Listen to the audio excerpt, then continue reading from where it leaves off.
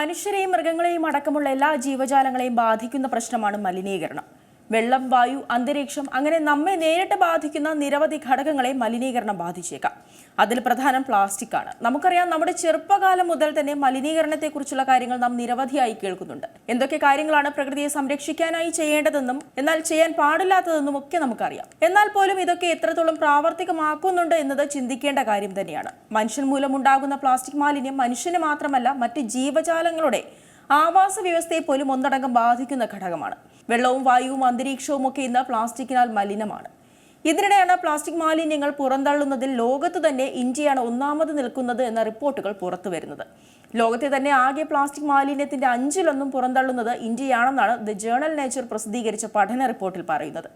അതായത് കണക്കുകൾ പ്രകാരം പ്രതിവർഷം ശരാശരി 57 ദശലക്ഷം ടണ്ണിൽ കൂടുതൽ പ്ലാസ്റ്റിക് മാലിന്യമാണ് ലോകത്ത് പുറന്തള്ളുന്നത്.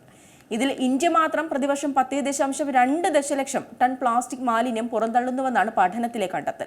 ഇന്ത്യയിൽ 10-ൽ ഒരാൾ എന്ന കണക്കിൽ പ്ലാസ്റ്റിക് മാലിന്യങ്ങൾ വലിച്ചെറിയുന്നുണ്ടെന്നും ചിലയിടത്ത് മാലിന്യങ്ങൾ കൂമ്പാരമായി പുറന്തള്ളപ്പെടുകയാണെന്നും റിപ്പോർട്ടിൽ പ്രതിപാദിക്കുന്നുണ്ട്.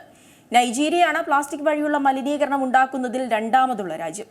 നൈജീരിയയിൽ പ്രതിവർഷം 3.5 ദശലക്ഷം ടൺ മാലിന്യമാണ് പുറന്തള്ളുന്നത്. എന്നാൽ പോലും ഇത് ഇന്ത്യയുടേതിന്റെ പകുതിയിൽ താഴെ മാത്രമാണെന്ന് കണക്കുകളിൽ നിന്ന് വ്യക്തമാണ്.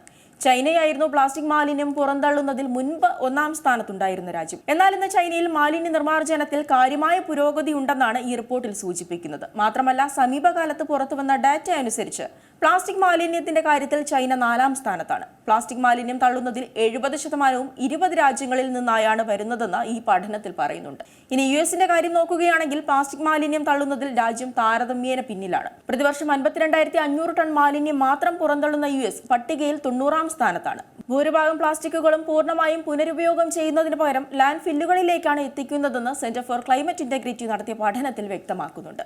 അതോടൊപ്പം തന്നെ ചില രാജ്യങ്ങൾ പുറന്തള്ളുന്ന പ്ലാസ്റ്റിക് മാലിന്യത്തിന്റെ കണക്കുകൾ കുറച്ചാണ് കാണിക്കുന്നതെന്നും റിപ്പോർട്ടിൽ പ്രത്യേകം പറയുന്നുണ്ട്. ഉയർന്ന ജനസംഖ്യയുള്ള ചൈന, നൈജീരിയ, ഇന്തോനേഷ്യ തുടങ്ങിയ രാജ്യങ്ങളെ അപേക്ഷിച്ച് ഇന്ത്യയാണ് വലിയ തോതിൽ പ്ലാസ്റ്റിക് മാലിന്യം പുറന്തള്ളുന്ന രാജ്യം. ഉയർന്ന ജനസംഖ്യയും മാലിന്യ സംസ്കരണത്തിന്റെ അഭാവവും ഇതിന്റെ പ്രധാന കാരണങ്ങളാണ്. കൃത്യമായ മാലിന്യ സംസ്കരണ സംവിധാനം ഇല്ലെന്നുള്ളതും ഇന്ത്യയെ സംബന്ധിച്ച് പ്രധാന വെല്ലുവിളിയാണ്. പ്ലാസ്റ്റിക് മാലിന്യ പ്രശ്നം പരിഹരിക്കുന്നതിനായി പലപ്പോഴും അവ കത്തിച്ചു കളയുകയാണ് ചെയ്യുന്നത്. പാരിസ്ഥിതികവും ആരോഗ്യപരവുമായ പ്രത്യാഘാതങ്ങൾ കണക്കിലെടുക്കാതെ തെരുവുകളിലും മാലിന്യ കൂമ്പാരങ്ങളിലും വീടുകളുടെ പരിസരത്തും അവ കത്തിച്ചു കളയുന്നത് വലിയ രീതിയിൽ അന്തരീക്ഷത്തെ മലിനമാക്കുന്നുണ്ട്.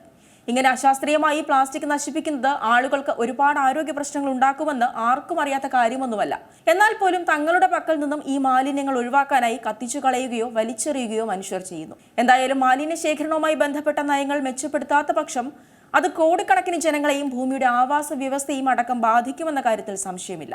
പുറത്തുവന്ന റിപ്പോർട്ട് സൂചിപ്പിക്കുന്നതും ഇക്കാര്യങ്ങൾ തന്നെയാണ്. പുതിയ വാർത്തകളും വിശേഷങ്ങളും ഇനി വിരൽ തുമ്പിൽ. എല്ലാ ഡിജിറ്റൽ പ്ലാറ്റ്ഫോമുകളിലും ഇപ്പോൾ സീ മലയാളം ന്യൂസ് ലഭ്യം.